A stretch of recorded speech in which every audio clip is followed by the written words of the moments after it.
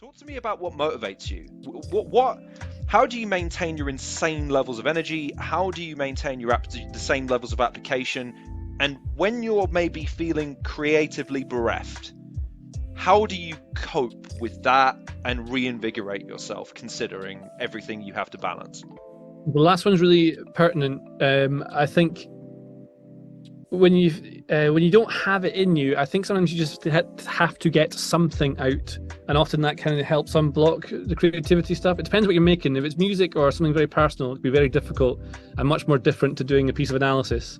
Then other things that can motivate you are fear of getting it wrong, or fear of not. The fear of the kids coming up from behind. That LCD Sound System song, "Losing My Edge," is basically it. That is it. It's perfect for, especially at the age I am now, probably the same age that Murphy wrote that, right? And it's just, that's it. Kids come up from behind. On Twitter, there's all these kids now who are amazing at all this tactical analysis stuff. They see all these things that I was getting into. There's a lot more things available, so there's a lot more to read. A lot of things I think and know I just have from personal preference rather than reading. I've read a lot now, but originally I had these thoughts before being able to see other people writing about it, before Twitter existed. So those are two motivations: is fear of failure, staying ahead of other people, trying to the big motivator is having fun. You have to be so you get to work every single day.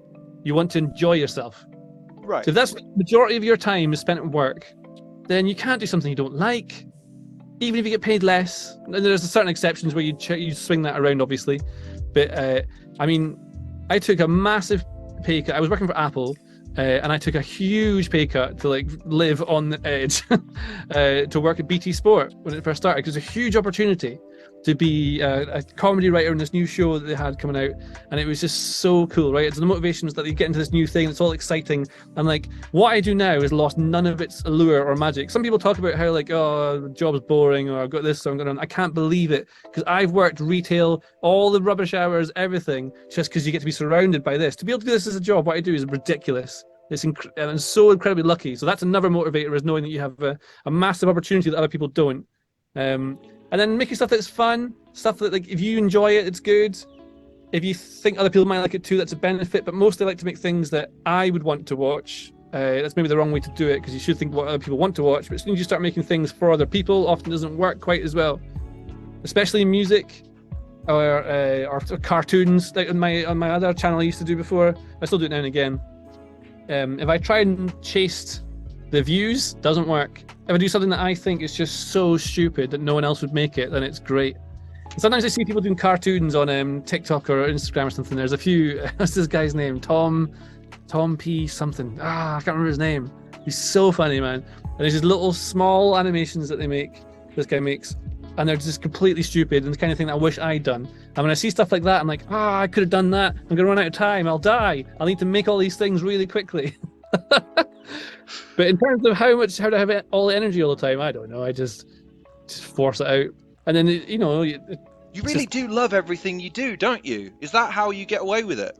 If you think optimistically and try and think positively, it helps a lot. Sometimes it's hard to do that, and but I've never seen you come in on a bad. I've never seen you have a day. You just always seem to be brimming with whatever it is, that X factor that really, again, just sort of. When you're on camera, you're performing. It's you go into it. Even this is a performance of some sort, right? Because you're on camera. That everyone's always aware when you're on camera. You can never get a negative. Even if there's an argument to be said, a philosophical argument that even if you don't know there's a camera there, are you still performing if you're being filmed? I studied that a lot at uni, the panopticai. And so then if this is a performance that both you and I are doing individually, is this really what we're like out of it? I'm sort of like this, but I've got a lot more energy right now because I like talking about things like this, and it's quite fun. And also I've been doing how hard I work. I'm waiting for an edit so I can then put something into it to try and rescue it, because I think I've done a bad job in the last thing I've done. So it's all about making things that are good.